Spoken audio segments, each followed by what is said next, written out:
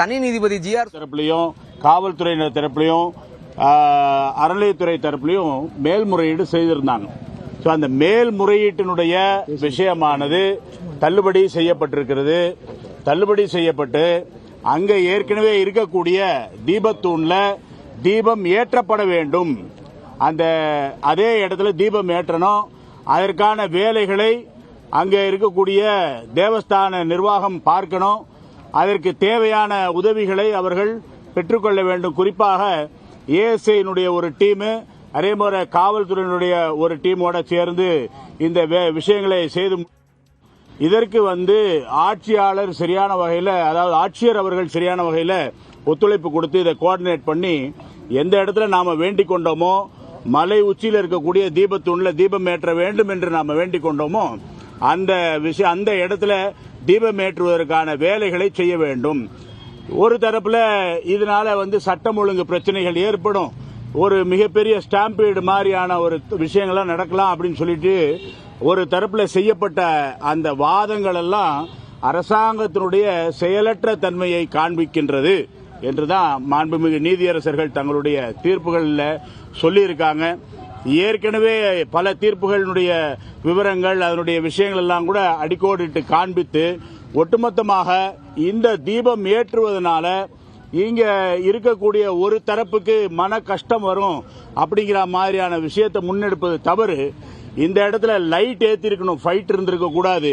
அரசாங்கம் முன்னின்று இந்த இரண்டு தரப்புக்குள்ள ஒரு நல்ல வாய்ப்பாக ஒரு இரண்டு தரப்பில் இருக்கக்கூடிய விஷயங்களை அவர்களுக்குள்ள ஒரு ஒட்டுமொத்தமாக ஒரு ஒற்றுமையை ஏற்படுத்தி இருக்கணுமே தவிர்த்து அரசாங்கம் இதை மேற்கொண்டு வெவ்வேறு காரணங்களால வெவ்வேறு தரப்பினுடைய அப்பீல்னால இது ரெண்டு தரப்புக்குடைய ஒரு பெரிய பிரிவினை ஏற்படுத்தின மாதிரியான ஒரு சூழ்நிலை இருக்குது. அதை தவிர்த்திருக்க வேண்டும் என்று நீதியரசர் அவர்கள் சொல்லியிருக்கிறாங்க.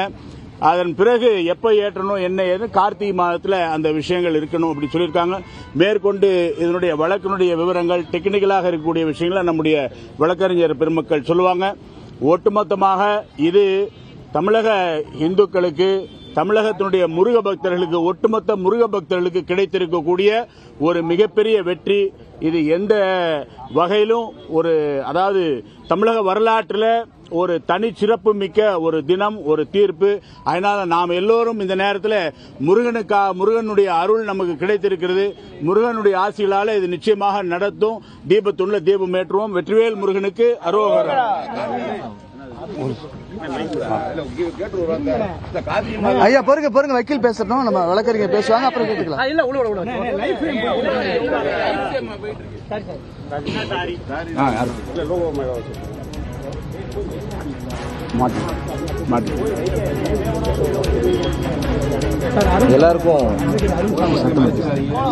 எல்லாருக்கும் இனிய காலை வணக்கம். எல்லாருக்கும் இனிய காலை வணக்கம். நம்ம கிட்டத்தட்ட ஒரு 2 மாசமா இந்த திருப்பரங்குன்றம் விஷயங்களை நம்ம மீடியாவில் பார்த்துக்கிட்டே இருக்கிறோம்.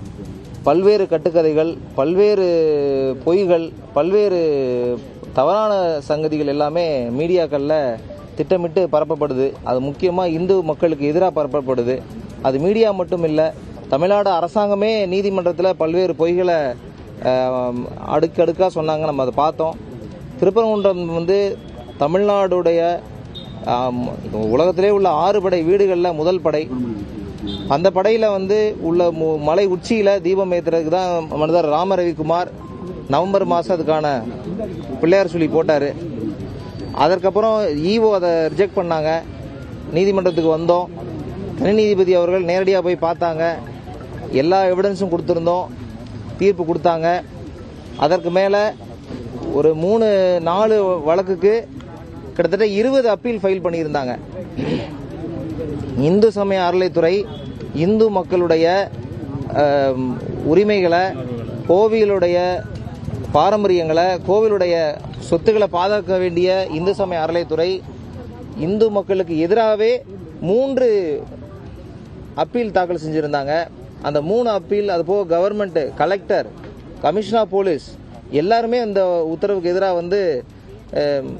அப்பீல் தாக்கல் செஞ்சிருக்கிறத பார்க்கும்போது இந்து மக்களுக்கு திருப்பரங்குன்றம் விவகாரத்தில் ஒவ்வொரு கார்த்திகையின் போதும் அந்த கல்தூணில் தீபம் ஏற்ற வேண்டும் என்று GR சுவாமிநாதன் பிறப்பித்த உத்தரவு செல்லுபடியாகும் என்று 2 நீதிபதிகள் அமர்வு தீர்ப்பு வழங்கியிருக்கிறது.